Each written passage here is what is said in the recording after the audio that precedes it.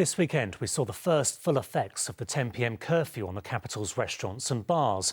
The rule has been criticised by many because of the large numbers of people spilling out onto the streets at once.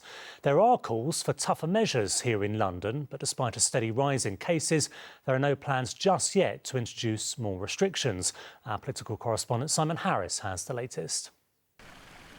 Social distancing wasn't a problem in Leicester Square today, but this oasis of calm was anything but 2 nights ago. As the bars and pubs emptied in time for the 10 o'clock curfew, parts of the West End looked like a giant street party. In the end, the police had to break it up.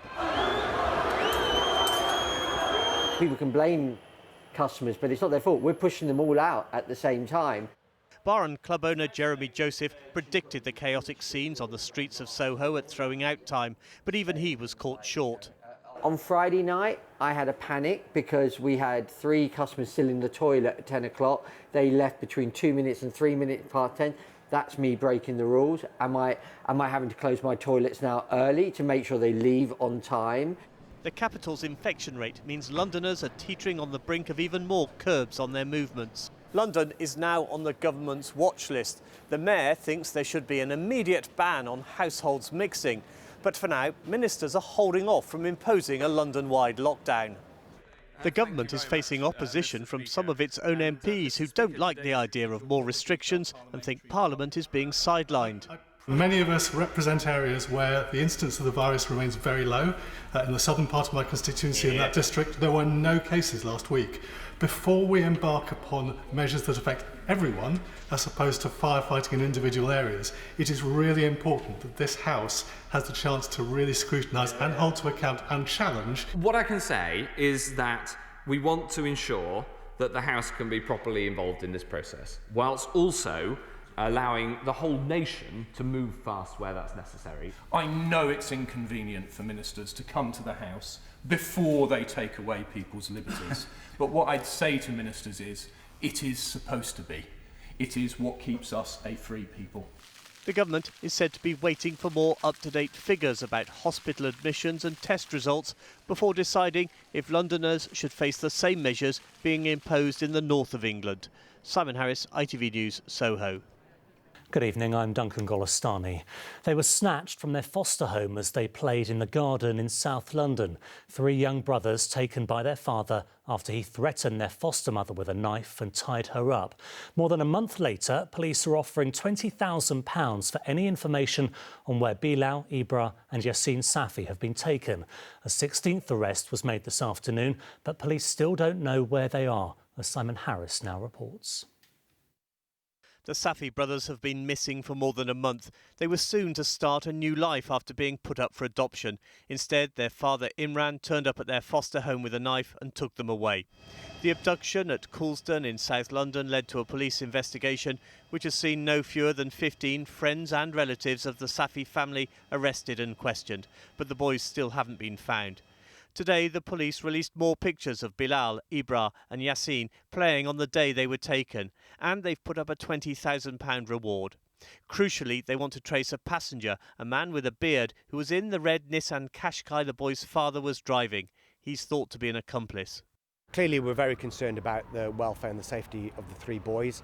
The whole basis of this inquiry is about their safe return back to foster care, back to local authority care, which is where they were, because there were some concerns around their safety in the first place. So absolutely the primary focus is for the safe recovery of these 3 boys. The police are also appealing to drivers with dash cams who were in Coulsdon on August the 20th to check their footage and hand it in if they think they've captured images which might show the Nissan. Worryingly, the police believe the boys have been smuggled out of the UK and are probably somewhere in mainland Europe. Tonight, a 30-year-old man is being questioned on suspicion of plotting to kidnap. He's the 16th person to be arrested. Simon Harris, ITV News. Good evening. Dozens of students are self-isolating in halls in West London after the first coronavirus outbreak at a London university. But unlike at others across the UK, the whole building in Shepherd's Bush isn't in lockdown. Across the capital, the ExCeL is back to being a conference centre and temporary mortuaries have been returned to being fields, with the mayor optimistic neither should be needed this winter, but not all doctors are convinced. Our political correspondent Simon Harris has the latest. They aren't yet in lockdown, but inside this halls of residence in Shepherd's Bush, around 50 students are self-isolating.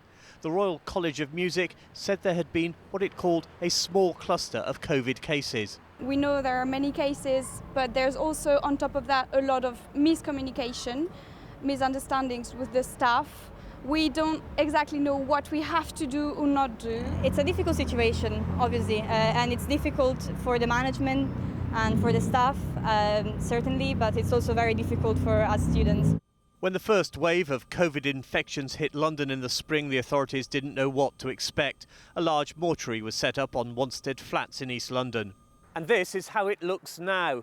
The high wooden fence and temporary mortuary have gone. The land is being returned to nature. The decision to close it before the second wave has come as a surprise to people living nearby. They still took this away, knowing that we was going to get a second wave. And now it's sad there's another pandemic. You're wondering why they took it away. But London's mayor thinks temporary mortuaries might now be redundant. What we do want to do is keep them up unnecessarily long. And the right decision was made, which I fully support, which is if they're not needed, to stand them down. I don't think we'll need additional temporary mortuaries during the second wave, and we definitely won't need them if people follow the rules. So how prepared is London for the next wave? At the Royal London Hospital in Whitechapel, there's a new critical care unit for COVID patients on 2 floors. But doctors in London are still worried about possible shortages of protective equipment. Given that the second wave that we're facing may be at least as bad or worse as what we've seen before, and maybe sustained because of the fact it's winter, etc., we don't have a sense that we have enough, and we need to know that. The government can still call on the 500-bed Nightingale Hospital inside ExCeL, but during the first wave it treated just 54 patients, and it's currently mothballed.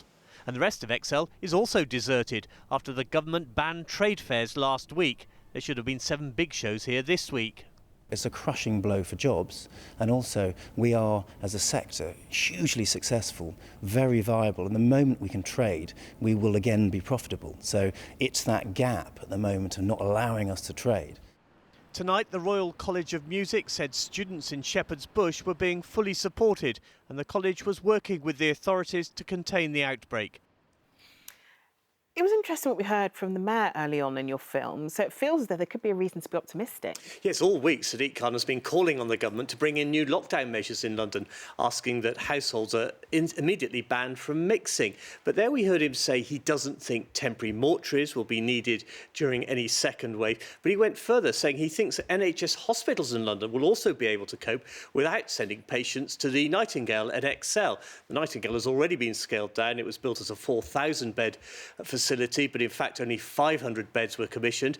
And while it's been mothballed, it is actually still there, so it could be brought back into use, but he doesn't think it might be necessary. OK, Simon, thanks very much.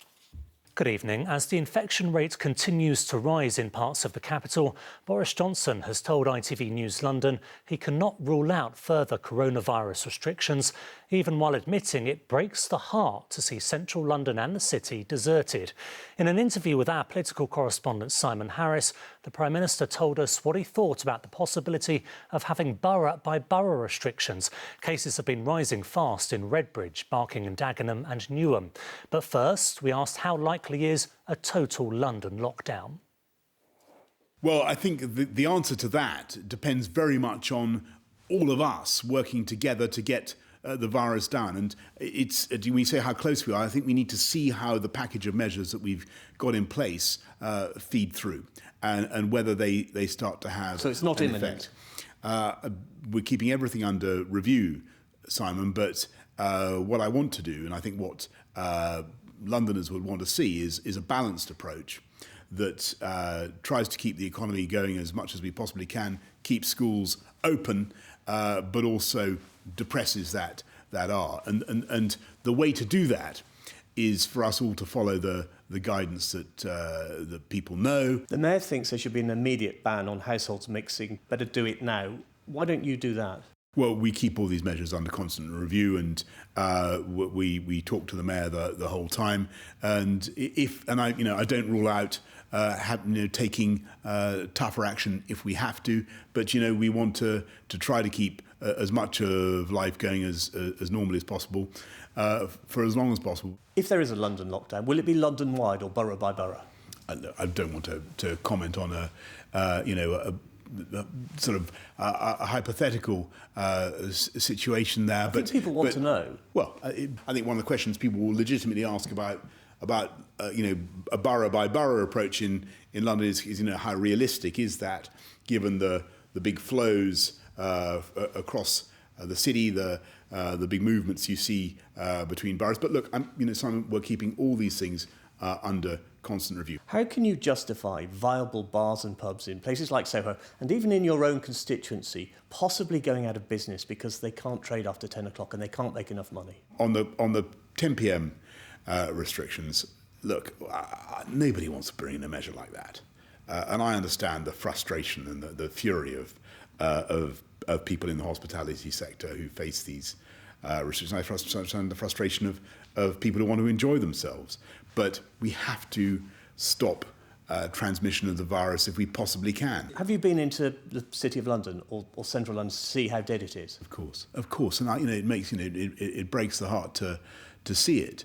But the only way to get it back going again, Simon, is to get the virus under control, as I hope we can, as I know we will, but also to get to a world where people are a bit more confident, a bit more able to live with the virus. And I think that prospect will come with some of the technological developments that we're seeing. Prime Minister, thank you for talking to us. Thank you. Simon's back from Downing Street now. Simon, just put this into context for us. Where are we at with the numbers in London this week? Once again, boroughs in East London are the worst affected. Redbridge recorded 70 cases for every 100,000 people. Neighbouring Barking and Dagenham, it was about 60 cases. Tower Hamlets and Newham are seeing around 50 cases for every 100,000 people. In contrast, some South London boroughs like Bromley, Croydon, Sutton and Merton are seeing around 20 cases for every 100,000 people. We heard the Prime Minister there say that the situation in London is under constant review, but he didn't want to speculate about possible new measures coming in soon. But in one of those East London boroughs, Tower Hamlets, the Mayor, John Biggs, has urged people who live there not to visit the homes of friends or relatives. He has no power to enforce it. It's what the council call soft advice. But Mr Biggs described the situation as a matter of life and death. OK, Simon, thank you very much.